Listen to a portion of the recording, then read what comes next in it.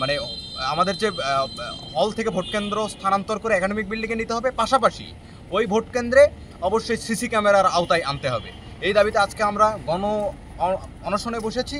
আমরা রাজশাহী বিশ্ববিদ্যালয়ের যারা কর্তা ব্যক্তি আছে তাদের জানিয়ে দিতে চাই, এখানে আমরা যারা বসেছি আমাদের প্রয়োজনে এই বিশ্ববিদ্যালয় ক্যাম্পাস থেকে লাশ বের হবে, কিন্তু এখান থেকে আমরা দাবি না আদায় হওয়া পর্যন্ত এখান থেকে উঠছি না।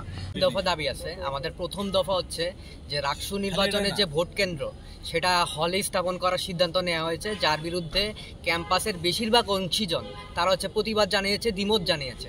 এতজন অংশীজনের দ্বিমত সত্ত্বেও প্রশাসন হচ্ছে যে হলে যে ভোট কেন্দ্র স্থাপন সেই সিদ্ধান্ত হচ্ছে অটল রয়েছে। তা আমরা একাডেমিক ভবনে ভোট কেন্দ্র চাই এবং আমরা চাই সেই ভোট কেন্দ্রটি সিসিটিভি ক্যামেরার আওতায় আনা হোক। আর আমাদের যে 2 নম্বর দাবি তা হচ্ছে যে অনলাইনে যে সাইবার বুলিং, সেই সাইবার বুলিং বন্ধে হচ্ছে যে একটা সেল গঠন করা হোক।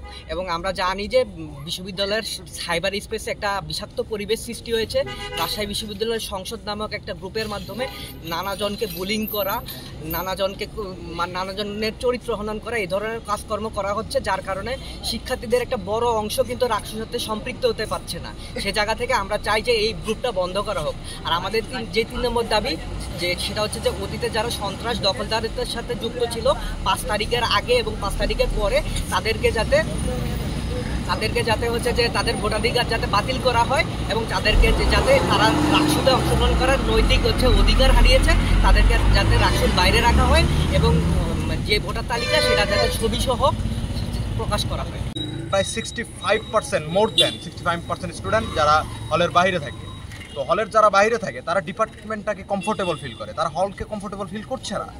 আমরা থাউজেন্ডস অফ পিপুলের সাথে, স্টুডেন্টের সাথে কথা বলেছি, তারা বলছে যে আমরা ভাই একাডেমিক বিল্ডিংয়ে ভোট কেন্দ্র চাই। আমরা সেই জায়গা থেকে আমরা বারংবার আমরা অবস্থান কর্মসূচি করেছি, আমরা তাদেরকে স্মারকলিপি দিয়েছি, আমরা তাদের সাথে দফায় দফায় মিটিং করেছি, মিটিংয়ে তো আমাদের কনসার্নের বিষয় জানিয়েছি। কিন্তু আমরা গভীর উদ্বেগের সাথে লক্ষ্য করলাম তারা এগুলো কোনো কিছু শুনবে না, তাদের যেটা ইচ্ছা তারা সেটাই করবে। আমার যেটা মনে হয় যে রাজশাহী বিশ্ববিদ্যালয়ের যে ছাত্র সংসদ হচ্ছে এটা ছাত্রদের জন্য না, এটা মনে হচ্ছে বিশ্ববিদ্যালয় প্রশাসন মানে নিজেদের মতো করে একটা